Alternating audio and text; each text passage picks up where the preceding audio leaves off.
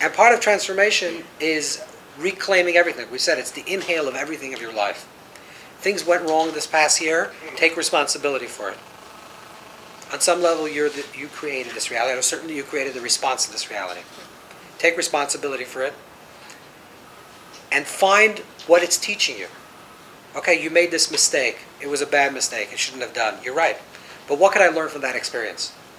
So you're owning the experience? Always to experience that I made something. No, of course not. It's for sure. Did it to you? Of course. That's for sure.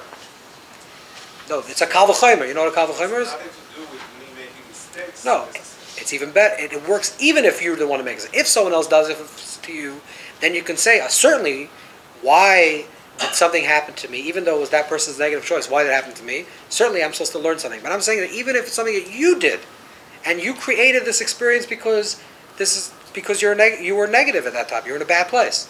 Still, months later, you can look back at the experience and receive the wisdom from it. That's how you take out the point of goodness, the yud, the kernel of that idea. So everything has a yud. Every letter, which means every expression, begins with the letter yud. Everything has the point of goodness within that thing, and you have to just receive it. Yud is also connected with olam haba, the future. The Talmud says that Behei Nivra Olam, the world is created through the letter Hey. Now we understand why the world is created through the letter Hey. Why is the world created through the letter Hey? Anyone? Because Hey is breath. Right? That's how the world is created. That's the beginning of all creation. If you look at the letters of Yud Kei Vav Kei, right? The Yud, Hey, and Vav and Hey. If you go back to the shofar, there's two Heys. Why are there two Heys in the Yud Kei Vav Kei? It's not a test. Yud Hey, one Hey is the inhale, and then the action. and then the inhale and the exhale. So Haviyah, Yud Kei Vav Kei is the name of Hashem, which means the presence of everything. So therefore, it has both the inhale and the exhale. That's the continuous flow of creation.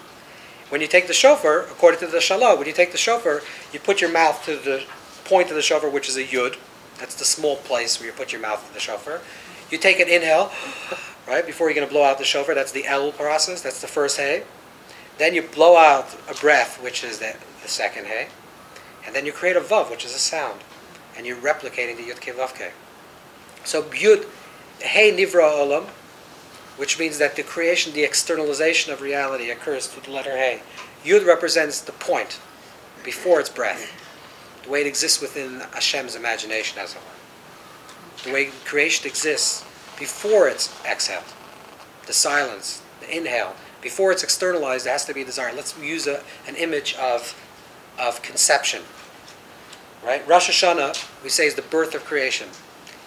But we know also there are two Rosh Hashanahs. There's a Rosh Hashanah from Tishrei, and there's a Rosh Hashanah beginning of the new months, which is in Nisan, which is 7 months later. Pregnancy is 7 months. So the Arizal says, sometimes pregnancy is 7 months. Halachically, pregnancy is 7 months or 9 months. 8 months, halachically in the Talmud, is not a good time to give birth. Moshe Rabbeinu was born to 7 months. You ever heard this story? That's why he was able to be hidden for 3 months. Because they thought at the end of the 9th month, he was born the 1st and the 7th month, so he had 7, 8, and 9. That's why he says after 3 months, Moshe Rabbeinu's mother, Yocheved, had to go hide him. Because now they would say that she was pregnant. Where's the baby? So he's born to 7 months. 7 months is a time that people can be born. But 7 months later, on Rosh Hashanah, we say Hayom Haras Olam. Today is translated as, everyone sings Hayom Haras Olam. Everyone sings it. It's a very powerful song. Harat Olam, says the Arizal, Harat comes from the word Hirayon, which means pregnant. Hara. Hayom, today the world becomes pregnant. Hashem is pregnant with the world. And then the birth of the world is in Nisan 7 months later. What happens before someone gets pregnant? Before pregnancy, there has to be some other thing.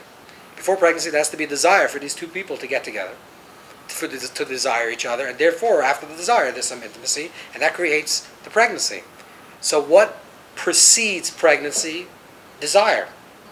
When is that desire revealed? Elul. That's why we also say that in Elul is a revealing of the 13 attributes of mercy. You give me l'sarachim, it's a time of compassion. Why is it a time of compassion?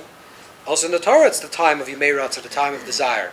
The final 40 days, Hashem says, I forgive them for the golden calf, right? And therefore the final 40 days, and then we receive the second Luchot on Yom Kippur. So when is the time of the desire? The time of the desire is this period of Elul. Before it is an articulation of an idea, in speech or as breath, there has to be the desire to breathe. And that's what happens in Elul. Elul is the time of this desire. So Yud is the place of desire. It's a place of imagination. It's a place where we create a reality that's not yet there. And Tishrei is already when that reality is blown into existence, exhaled into existence. So in Elul, it's a very subtle time.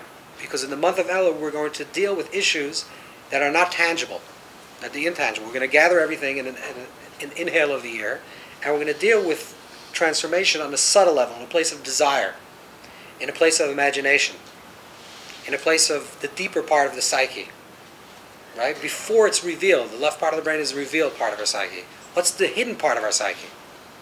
We want to transform ourselves on that level. And then when we're projected, meaning when we're sounded, when we're exhaled, and when we're revealed in Tishrei, everything will become revealed in a most wholesome way.